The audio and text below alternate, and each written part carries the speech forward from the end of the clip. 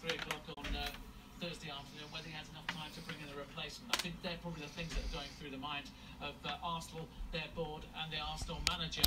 I think the interesting thing now to say is whether that sort of money from Manchester City, they've showed they've got the resources, they've said it will be cash only, not involving players, is enough to make Arsenal sick or not sick twist. And I think that's the interesting thing here. I think the other interesting aspect of another deal that Manchester City are looking to do, of course, is they're waiting to see if Eliaquim Mangala likes the deal at Crystal Palace. We know that £23 million has been offered there. I think if that happens, if he's happy to go to London in the Premier League, that perhaps unlocks the door on Johnny Evans and might see him returning from San Marino all the way to Manchester, potentially to complete the deal later in the day. But clearly something of a waiting game, but things are happening and moving very quickly for Manchester City. I guess they're waiting for Arsenal to pick up the phone and say what they think of this bid and whether there is the chance of getting Alexis Sanchez into Manchester City tonight. Okay, so that's the perspective from the light blue end of Manchester. Let's head to the red end of North London, and Aidan McGee is right there at the Emirates Stadium for us. So Aidan, what's the Arsenal response been to this improved bid from Manchester City? And if he goes, do they have any replacements in mind? Well, David, that's the key element here. We understand that that bid for Alexis Sanchez has meant Arsenal have been scurrying around behind the scenes trying to do a deal for Thomas Lemar at Monaco. He's on international duty tonight with France in a World Cup qualifier against Holland in Paris, but of course that's not a huge distance to go if they're going to get medicals and personal terms if they're already not that far down the road already. Arsene Wenger, though, did say last week that this deal was dead because Monaco had closed the door, and it appears that as of Thursday afternoon here on deadline day, that deal is very much open. Arsenal have maintained throughout the morning that they would not do a cash only deal with Manchester City over Alexis Sanchez until they've found an adequate high calibre replacement. So it appears that Lemar is very much on their radar. Other players have been linked with them throughout the morning as well. Julian Draxler, and told that one is off the table. Liverpool's still interested in Lemar as well, we understand, but we'll keep you updated with that. Elsewhere with Arsenal, Jack Wilshere moved to Birmingham. I've been told that could happen. Other sources are saying that it won't happen. Again, we'll keep you across all that. Shkodran Mustafi, German international, he's staying. We're also hearing that there could be movement on Matthew Debuchy and Joel Campbell. We're hearing that Joel Campbell could be on his way to Real Betis in a loan move. There's also been interest from Everton on a season-long loan deal for Lucas Perez. He arrived from Deportivo a year ago. His preferred destination is to head back to Deportivo. Arsenal would prefer him to go back to Deportivo as well. They're not keen to loan out their players to top six rivals like Everton. As I say, lots going on here at Arsenal. It's going to be a long way till the deadline. Plenty more to happen, and I'll be right across it. Okay, thank you very much indeed, Aidan. It has been a busy day for Liverpool. Let's take you back to Vinny O'Connor, who's got news of a departure. Yes, confirmation of another deal that we expected Liverpool to do today. That's Divock Origi joining Wolfsburg on a season-long loan. We understand that that deal includes a loan fee, also the payment of Origi's wages as well. Now, with regard to possible incomings at Liverpool, we know obviously that Alex Oxlade-Chamberlain has signed from Arsenal for £35 million.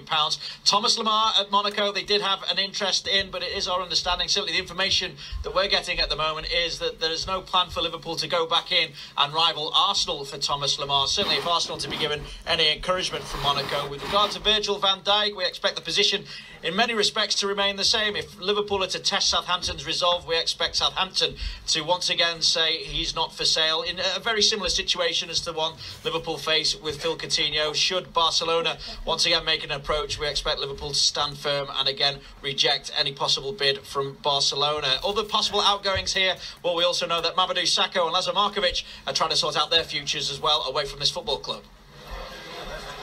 Okay, Vinny, thank you very much. Right, let's get the thoughts then of Phil Thompson, first of all, on this move for Divock Origi. He's gone to the Bundesliga. Is that a surprise? Did Liverpool not need him? No, not really. I think he knows it as well. He's fell down the pecking order with Liverpool, with Dominic Solanke coming in. Tremendous signing. I was more than pleased once he arrived. Played very well in pre-season, and I think Klopp thought he's ahead of Divock. And then you've got Firmino, who seems to be the out-and-out centre-forward. Can do different things. Then you've got Daniel Sturridge, and then you see Solanke. So I think Divock's seen it, needs to be playing. He's third place in Belgium for the centre-forward spot. but he wants to get in that squad with the World Cup coming up.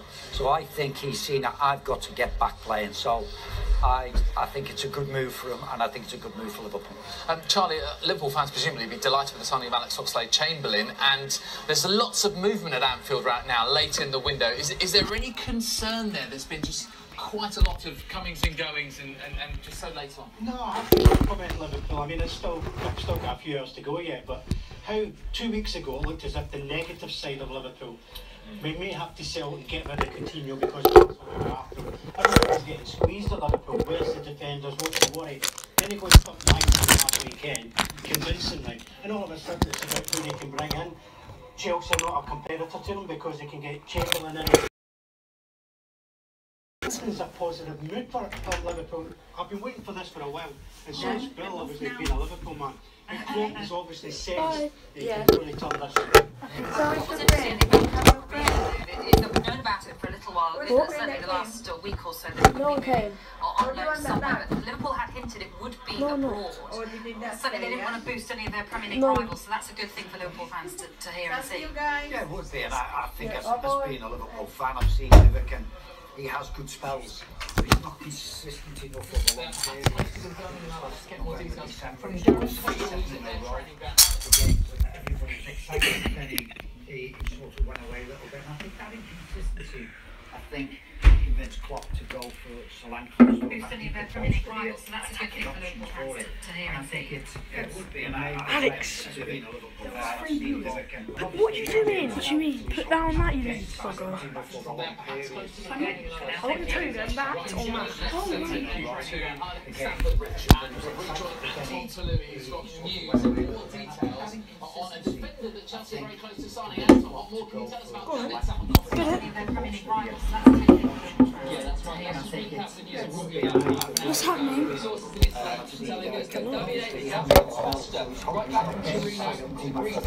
Try to take it off and then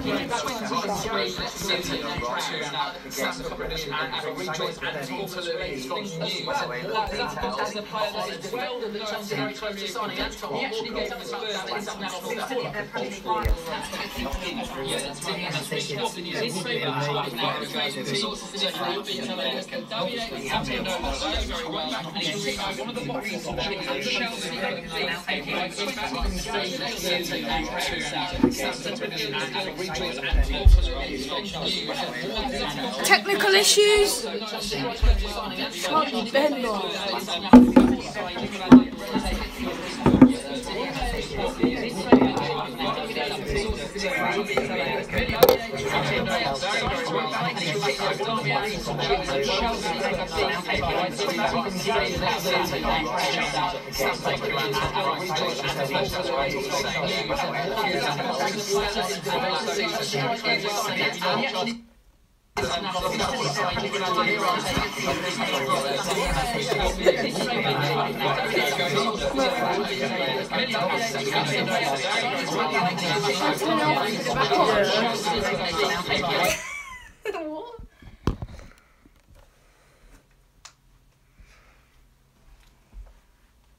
Great addition to the Premier League. Awesome name. Wins prize for best name so far on deadline. Absolutely. Charlie Nicholas, you've seen it before, haven't you? Seen a bit of him. He's a very solid defender, but stats actually make more impressive reading in terms of dribble, pass percentage and interceptions. I think he's the type that Costa likes. He likes an aggressive and committed player. I think he likes choices. Costa's had it awkward in the transfer window so far. This feels like there's one that he's probably, his DNA is all over this signing. And I suppose because they signed Marcos Alonso, again a wing-back from Serie A this time last year. I mean, will he be able to have a similar impact? Is he back up for Alonso? Is it useful having that competition for places? I think at 23 million, it's not a lot of cash, is it, as we see? Chelsea fans will be looking for something a lot more for them to be spending on big players. But I see it as being a backup. I think you've seen that happen right from early with Manchester City paying 26 million for a backup fullback. So I think you see in this region, I think Chelsea, the way they play and their shape and how they line up, not going to change from that. I think it's just the backup, left side defence. They said that Alonso would be a backup player. We were surprised, and he's been absolutely fabulous. But don't forget, Charlie, he started off this time last year, and he was in a back four. He was giving everybody a chance, and then he changed it after the Arsenal debacle. And then all of a sudden he's went with his favoured three at the back and the four in midfield, and it worked for him. So it's just backup, because that's why he was after Oxlade-Chamberlain for the right. Charlie, how good a replacement for Nemanja Matic would Danny Drinkwater be? I think it would be a good replacement. I don't generally think it. I think he would struggle to play. With Kante and Bakayoko in there, they look good, and the last two games have looked very, very solid. Then you've got Fabregas, who's a passing machine. You know, doesn't always play, I know that.